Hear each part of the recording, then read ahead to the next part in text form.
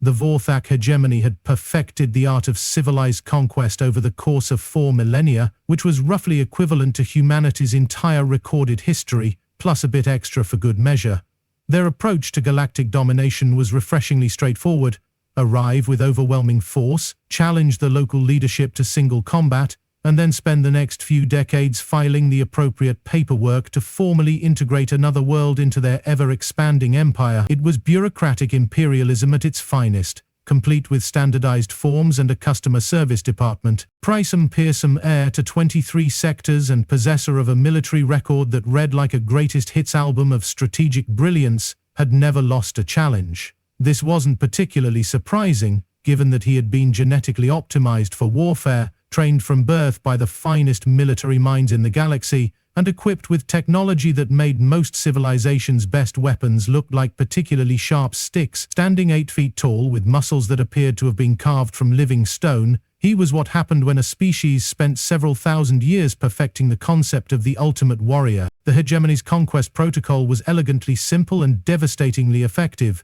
A world would be selected for elevation to imperial status, usually based on strategic value, resource potential, or simply because it happened to be in the way of something more interesting. A formal challenge would be issued, requiring the planet's leadership to select a champion for single combat. The champion would face Prince Draex'mor in a duel that was equal parts military engagement and performance art. The prince would win, as he always did, and another world would join the Empire with a minimum of fuss and orbital bombardment. The system worked because it provided the illusion of fairness while maintaining the reality of inevitable conquest. Worlds could technically refuse the challenge, but this resulted in their immediate sterilization from orbit, which most planetary governments found even less appealing than losing a duel. The hegemony got their expansion, the conquered worlds got to keep existing, and Prince Draex'mor got to add another victory to his collection. Everyone was happy, except for the people who weren't, and they generally weren't in a position to complain for very long. Earth, the third planet of an unremarkable yellow star in a galactic backwater that most civilizations used primarily for storing things they didn't want to think about, had recently drawn the hegemony's attention. The planet's inhabitants had achieved faster-than-light communication and were showing signs of developing actual space travel, which meant they were approaching the threshold where they might become either useful or troublesome. The hegemony preferred to address such situations proactively. The advance reconnaissance reports painted a picture of a world that was both promising and deeply confusing. The humans had developed nuclear weapons before achieving global political stability, had somehow managed to connect every individual on their planet to a single information network while simultaneously using that network primarily for arguing with each other, and possessed a remarkable talent for turning any situation into something far more complicated than it needed to be. They were, in short, exactly the kind of species that made galactic administrators develop stress health conditions. Prince Draex'mor's flagship, the Stellar Annihilator, materialized in Earth's orbital space with the kind of dramatic flair that suggested its designers had been heavily influenced by classical theater. The ship was a 2-kilometer masterpiece of military engineering, equipped with enough firepower to reduce continents to component atoms, and shielded by energy barriers that treated the laws of physics as mere suggestions. Behind it, arranged in a formation that spelled out inevitable doom in 17 languages, waited the Crimson Armada, 500 vessels that represented the finest military technology the galaxy had to offer. The prince himself stood on the bridge, draped in ceremonial armor that incorporated more rare metals than most star systems produced in a decade, and activated the communication array with the casual confidence of someone who had performed this ritual 47 times before. His message, transmitted simultaneously to every government, military installation and communication satellite on Earth, was a masterpiece of polite intimidation. Citizens of Earth, I am Prince Draex'mor of the Vorthak hegemony, master of 23 sectors and keeper of the sacred tradition of honorable conquest. Your world has been selected for elevation to imperial status.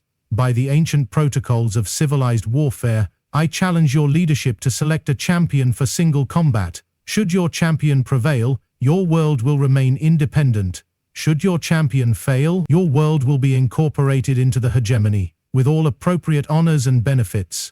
You have 96 of your hours to make your selection. The response from Earth's various governments was a symphony of panic, confusion, and bureaucratic inefficiency that would have been impressive if it hadn't been so completely predictable. The United Nations called an emergency session that immediately devolved into a multilingual shouting match about whose fault this was and who should be responsible for dealing with it. The major military powers began frantically calculating the odds of conventional warfare against an enemy whose individual ships outgunned their entire combined fleets. Intelligence agencies started pointing fingers at each other for failing to detect the arrival of a 2-kilometer warship in orbit around their planet. In the midst of this chaos, someone remembered Commander Zara Okafor. Zara was 41 years old, possessed of a mind that approached problems from angles that most people couldn't even perceive, and currently serving as a senior strategic consultant for the International Crisis Management Council. Her military background was eclectic in the way that made personnel departments weep. She had trained in conventional warfare, specialized in asymmetric tactics, studied diplomatic negotiation, and somehow managed to acquire advanced degrees in both xenoarchaeology and interstellar law. She was, in essence, the kind of person who collected expertise the way other people collected stamps. More importantly, she was the only person in the emergency session who seemed to be approaching the situation as a problem to be solved, rather than a disaster to be panicked about. "Let me make sure I understand this correctly," Zara said, reviewing the alien transmission for the 4th time. "Giant alien prince wants to fight someone, winner gets the planet, loser presumably gets disintegrated, and if we say no, they blow up the planet anyway. That's the essential situation," confirmed Chancellor Blackwood, who had been elected to coordinate Earth's response largely because no one else wanted the job. "Our military analysts are unanimous that we have no chance in a conventional engagement. Their technology is centuries ahead of ours, and this prince has never lost a challenge? Never. 47 consecutive victories across 4 millennia. He's genetically enhanced, technologically augmented, and trained by the finest military minds in the galaxy." Zara nodded thoughtfully. "So we're looking at a choice between certain annihilation and almost certain death, but with slightly better odds and the theoretical possibility of survival." "Essentially, yes. And you want me to be the almost certain death option?" Chancellor Blackwood had the grace to look uncomfortable.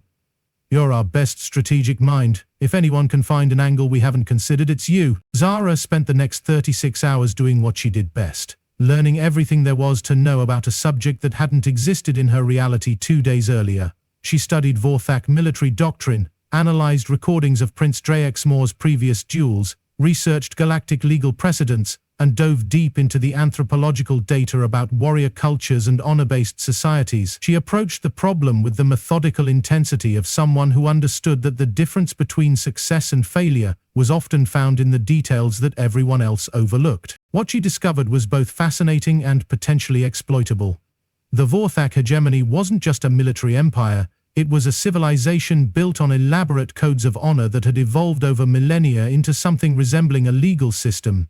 Their Conquest protocol wasn't merely ceremonial, it was a binding contract recognized across their entire sphere of influence. The rules were specific, the precedents were extensive, and the loopholes were, well, that was where things got interesting. "Here's what we're going to do," Zara announced to the Crisis Committee. "I'm going to accept his challenge, but I'm going to do it on our terms." Chancellor Blackwood looked like he was reconsidering his career choices. "Our terms?" "Vorthak law is incredibly detailed. Their Conquest protocol has been refined over 4,000 years, and it includes provisions for virtually every contingency imaginable, including some that I suspect Prince Draex'mor has never bothered to study." What followed was the most intensive legal research project in human history. Zara assembled a team of lawyers, linguists, and xenoculture specialists to analyze every aspect of Vorthak legal precedent. They studied cases dating back 3 millennia, examined the cultural context of honor-based combat, and identified every technical requirement and procedural option available under hegemony law. The picture that emerged was complex and potentially exploitable. The Vorthak concept of single combat was rooted in their understanding of leadership and worthiness to rule. The challenge wasn't just about physical prowess, it was about demonstrating the qualities necessary to command others, and their legal system, being the product of a civilization that had spent millennia conquering other civilizations, included provisions for accommodating the cultural differences of conquered peoples. "The key," Zara explained to her team, "is that their law recognizes the legitimacy of different approaches to leadership. They've had to because they've conquered hundreds of different species with hundreds of different ideas about what makes someone qualified to rule. Her preparation for the duel was unlike anything in the annals of human military history. While Prince Draex'mor was undoubtedly conditioning his already superhuman reflexes and practicing with weapons that could slice through battleship armor, Zara was memorizing legal precedents and studying the fine print of Galactic Conquest protocols. While he was selecting his combat gear, she was crafting a strategy around rules that had been written by lawyers who had been thinking about edge cases for longer than human civilization had existed. The duel was scheduled to take place on a neutral facility that the Vorthak had constructed in Earth's orbital space specifically for the occasion. It was a marvel of engineering that looked like a crystal cathedral crossed with a sports arena, large enough to accommodate the thousands of witnesses that hegemony tradition required.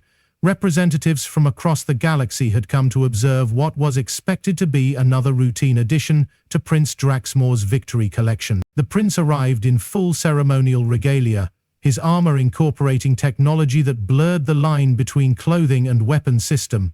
His sword was a masterwork of molecular engineering, capable of cutting through virtually any material known to science. His movements were fluid, precise, and utterly confident. He was, in every measurable sense, the perfect embodiment of warrior perfection. Zara arrived wearing a standard military dress uniform and carrying a briefcase. The contrast was so jarring that several alien witnesses performed what appeared to be their species' equivalent of a double take, which was quite a sight considering that some of them had multiple heads. "I am ready to begin," Prince Draex'mor announced, his voice carrying the kind of authority that came from 4,000 years of genetic optimization and cultural conditioning. "Excellent," Zara replied, opening her briefcase and removing a tablet computer. "I'll need to invoke Article 7 of the Conquest Protocol first." The prince's confident expression flickered slightly. "Article 7? The right to clarify the terms of engagement. According to precedent established in the case of Warlord Kethvar versus the Photonic Collective, either party may request explicit definition of any ambiguous terminology used in the challenge." What followed was 45 minutes of the most surreal legal discussion in galactic history. Zara, it turned out, had discovered that Vorthak law defined single combat not as a physical confrontation between two individuals, but as a contest of leadership capability between two potential rulers, conducted without external assistance, and designed to demonstrate fitness for command authority. The prince's confidence was beginning to show definite signs of strain. "This is highly unusual, but entirely within established precedent," Zara pointed out.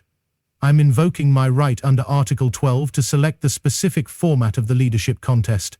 I choose a command simulation exercise." "Command simulation?" Prince Draex'mor's voice had acquired a slight edge. "According to the precedent established in the case of Admiral Thuxran versus the synthetic oligarchy, leadership capability can be demonstrated through strategic decision-making in simulated combat scenarios. The superior commander is deemed to have proven their worthiness to rule." The prince's advisors were engaged in frantic consultation, apparently trying to determine whether this unprecedented approach fell within the bounds of their own legal system. The answer, unfortunately for them, was that it absolutely did. Vorthak law was thorough to a fault, and the precedents Zara was citing were entirely legitimate. "This is acceptable," Prince Draex'mor said finally, his voice carrying a note of uncertainty that suggested he was operating well outside his comfort zone. The command simulation that followed was either the most anticlimactic or the most brilliant military engagement in galactic history, depending on one's perspective. Both participants were given command of identical simulated fleets and presented with a series of strategic scenarios designed to test their tactical acumen, strategic thinking, and leadership capabilities. Prince Draex'mor approached each challenge with the straightforward efficiency that had served him well in 47 previous conquests. His solutions were elegant, effective, and utterly conventional. He identified objectives, allocated resources, and achieved victory through the application of superior force and tactical precision. Zara approached the scenarios like she was solving elaborate puzzles with multiple correct answers. The first scenario involved a multi-front war with limited resources and conflicting objectives. The prince's solution was to prioritize the most strategically valuable targets and accept losses in less critical areas.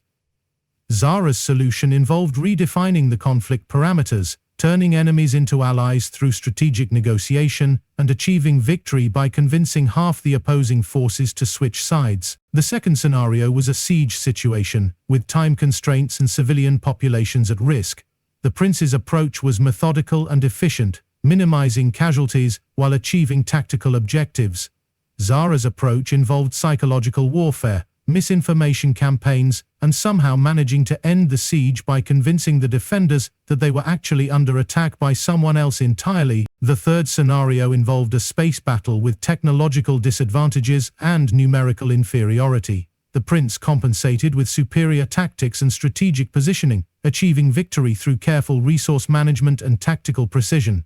Zara turned the enemy's technological advantages against them, used their own weapons systems to destroy their fleet, and somehow managed to capture their flagship without firing a single shot. By the time they reached the seventh scenario, Prince Draex'mor was staring at Zara with the kind of expression typically reserved for natural phenomena that violated the laws of physics. "How?" he asked, his voice carrying a note of genuine bewilderment. "Different paradigm," Zara replied. "You're thinking like a warrior. I'm thinking like a human." "What does that mean?" "It means I don't assume that the most obvious solution is the only solution. Your approach is elegant, efficient, and effective, but it's also predictable. You solve problems by applying superior force in strategic ways. I solve problems by changing the nature of the problem." The final results were decisive in a way that made the galactic witnesses question their understanding of military strategy. Zara had achieved her objectives faster, with fewer casualties, and with greater strategic efficiency in every single scenario. According to the impartial Vorthak judges, she had demonstrated superior fitness for command authority, which, according to the ancient laws of Conquest, meant she now held legal command authority over the entire Vorthak military apparatus. The silence that followed this announcement was the kind of profound quiet that suggested the universe itself was taking a moment to process what had just happened. Prince Draex'mor stared at Zara with an expression that cycled through disbelief, horror, and what might have been the beginning of respect. His advisors were frantically consulting their legal databases, apparently hoping to find some procedural error that would invalidate the results. Zara, for her part, was studying the organizational charts of the Vorthak military with the kind of methodical attention she might have given to a particularly complex crossword puzzle. "Right," she said finally. "First order of business. All hegemony vessels will stand down from combat readiness and establish a defensive perimeter around Earth. Second, I want a complete briefing on current military deployments, ongoing operations, and strategic objectives. Third, we need to establish new communication protocols for interspecies command structures." Prince Draex'mor's mouth moved soundlessly for several seconds before he managed to produce actual words. "You're going to command the hegemony?" "Well, yes," Zara said, as if this should have been obvious. "That's what winning means, isn't it? Besides, you've got some interesting strategic challenges in the outer sectors that I'd like to examine. Your current approach to insurgency management is frankly wasteful." What followed was possibly the most awkward military briefing in the history of galactic civilization. Fleet Admiral Korthov, the hegemony's senior military commander, found himself in the unprecedented position of explaining operational procedures to a human who had just legally conquered his entire civilization through creative interpretation of their own legal system. "The outer sector campaigns have been ongoing for 12 standard years," Admiral Korthov explained, his voice carefully neutral. "We have established control over 18 systems, but resistance movements continue to operate in 14 of them. Our current strategy involves—" "You're treating symptoms instead of causes," Zara interrupted. "Look at your resource allocation, look at your casualty rates, look at your operational timelines. You're not pacifying these systems, you're occupying them indefinitely. That's not sustainable." Prince Draex'mor, who had been silent during most of the briefing, finally spoke. "What would you suggest?" Zara smiled, and it was the kind of expression that suggested she had been waiting for exactly this question. "I'd suggest you start thinking about why you're fighting these wars in the first place. You've been so focused on maintaining control that you've never developed a coherent strategy for what comes after conquest." Over the next several hours, Zara proceeded to deconstruct 4 millennia of Vorthak military doctrine with the kind of systematic thoroughness that made career military officers question their life choices. She identified inefficiencies that had been accepted as standard operating procedure for centuries. She proposed strategic innovations that made use of resources the hegemony had never considered militarily relevant. She outlined a new approach to governance that focused on integration rather than domination. "The fundamental problem with your entire conquest model," Zara explained, "is that it's based on the assumption that military superiority automatically translates to political stability. It doesn't. You can conquer a world in a day, but it takes decades to actually rule it effectively. What alternative do you propose? Prince Draex'mor asked. Cooperation, Zara said simply. You have the technology, the resources, and the organizational infrastructure.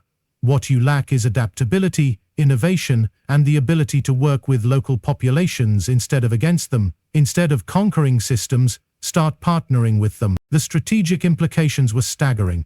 Instead of maintaining expensive occupation forces throughout the galaxy, the hegemony could redirect those resources toward development and mutual defense. Instead of fighting endless insurgencies, they could be building alliances. Instead of ruling through fear, they could be leading through competence. This is revolutionary, Admiral Korthovel said, his voice carrying a note of something that might have been excitement. This is just good management, Zara replied. The fact that it seems revolutionary tells you everything you need to know about how badly your current system is working. The prince was quiet for a long moment, processing the implications of what he was hearing.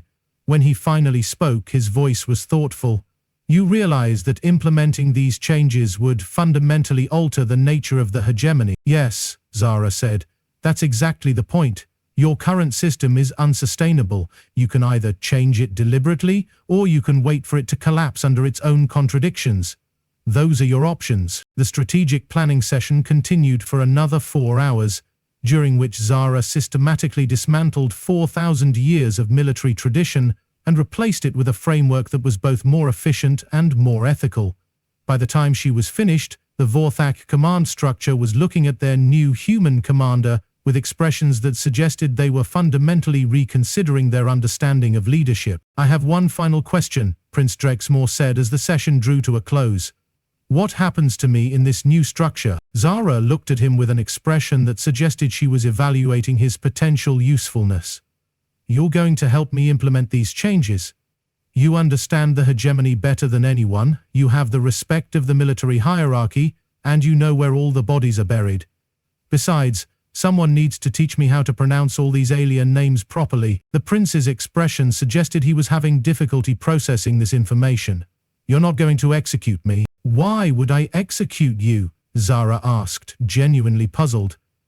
You're a valuable resource. You just need to learn some new approaches to strategic thinking. The cosmic irony of the situation was not lost on anyone present. An empire that had spent 4 millennia conquering primitive worlds through superior military force had just been conquered by a primitive world through superior legal maneuvering. The prince who had never lost a battle had just lost a war to someone who had never drawn a weapon. As the Vorthak fleet began implementing their new orders, establishing defensive positions around Earth and opening communications with the resistance movements they had been fighting, Zara found herself contemplating the strange directions that life sometimes took. 2 days ago, she had been a strategic consultant with a talent for unconventional problem-solving. Now, she was apparently in command of the largest military force in the galaxy. The really amusing part, she reflected, was that the Vorthak had been absolutely correct about one thing. Conquest was indeed about demonstrating fitness to rule. They had just been catastrophically wrong about what that demonstration should look like. Prince Draex'mor approached her as she stood watching Earth through the facility's observation windows. His expression was thoughtful, perhaps even respectful. I have to ask, he said, did you plan this outcome from the beginning? Zara considered the question carefully. I planned to win. The methodology was flexible. Now we have work to do, Zara said. 23 sectors don't reorganize themselves. Besides, I'm curious to see how this experiment in competent governance works out. The prince was quiet for a moment, then smiled with what might have been genuine amusement.